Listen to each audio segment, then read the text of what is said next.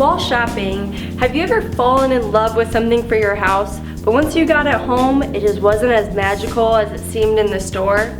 Chances are you could be stuck in a design box. Hi, I'm Ashley Pisecki, designer from Within. On this edition of Fix It Friday, I'm going to share 3 tips to avoid getting stuck in a design box.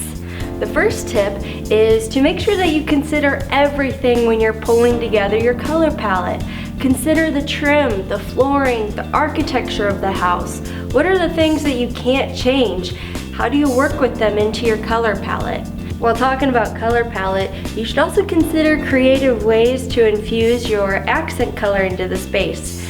In our showroom, we painted a portion of the wall and framed it out, and we also used accent pieces to make that color really pop. For my third tip, I recommend finding something in your house that you absolutely love and identify what it is you love about that piece and why.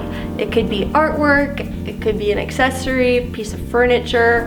Is it the color? Is it the lines? Is it the vibe?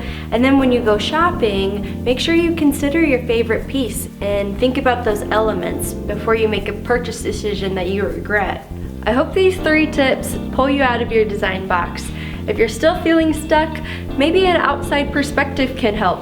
Either a friend or stop into our showroom and talk to one of our designers. Thanks for tuning in to this edition of Fix It Friday. Be sure to follow us for more tips and tricks.